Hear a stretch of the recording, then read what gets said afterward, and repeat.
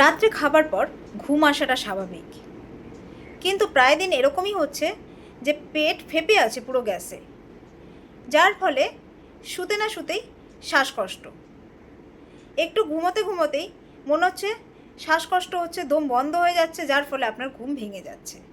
খাবার খাওয়ার পরে বা জল পান করার পরে প্রচণ্ড জোরে জোরে খুব বাজেভাবে ঢেকুর উঠতে থাকে। এই ঢেকুর ওঠার পরে সাময়িক রিলিফ, কিন্তু যখন আবার ঘুমোতে যাচ্ছেন তখন সেম জিনিসটা রিপিট হচ্ছে। সাথে কনস্ট্যান্টলি ঢেকুর ওঠার ফলে গলা দিয়ে টক জলও চলে আসছে অনেক সময়, এবং মুখটা কনস্ট্যান্টলি বিষাদ বোধ হয়ে যাচ্ছে আপনার, ও দাঁতে একটা খসখসে ছোবড়া ছোবড়া ভাব অনুভব করছেন।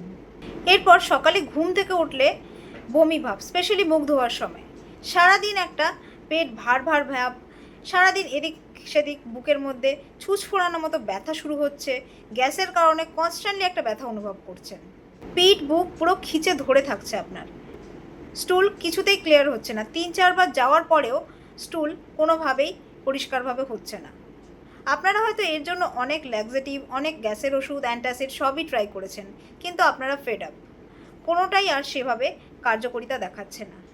সাথে সাইড এফেক্টস হিসাবে নার্ভাসনেস, বডি ওয়েট লুজ করা, চেহারা ভেঙে যাওয়া, এই ধরনের প্রচুর সমস্যা আপনার শুরু হচ্ছে, যা আপনার আগে ছিল না। যাই হোক, প্রপার রিলিফ পাওয়ার উপায়টি ছিল ক্লাসিক্যাল হোমিওপ্যাথিক ট্রিটমেন্ট, যেটা আপনার তখনই করানো উচিত ছিল যখন আপনার ঘুমিয়ে ওঠে রাত্রের খাবারের ঢেকুর সকালেও উঠছে, যখন আপনার বিকেলে খাওয়ার পর থেকে সন্ধ্যাবেলায় এবং রাত 9টা অবধি পুরো গ্যাসে পেটটা ভার হয়ে থাকছিল, তখনই।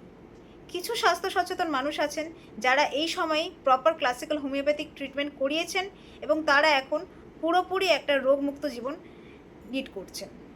এই ব্যাপারে আরও বিশদে আমার আগের ভিডিওগুলিতে বলা আছে, যেটি আমার পেজটি ফলো করে অবশ্যই আপনারা দেখে নিতে পারেন। এখনও সময় আছে, যদি আপনিও স্বাস্থ্য সচেতন মানুষ হন তাহলে আজকেই স্টেপ নিন। অ্যাজ আ হোমিওপ্যাথিক ফিজিশিয়ান আমি সাজেস্ট করব proper classical homeopathic constitutional treatment করান। আপনার রোগ গোড়া থেকে নির্মূল হবে, এবং যে সাইড এফেক্টসেও আপনি ভুগছেন সেগুলোও নিরাময় হওয়া সম্ভব। সাজেশন আমার, চয়েস আপনার। বিশদে যদি কিছু জানার হয় স্ক্রিনে দেওয়া ডিটেলসে অবশ্যই কন্ট্যাক্ট করতে পারেন।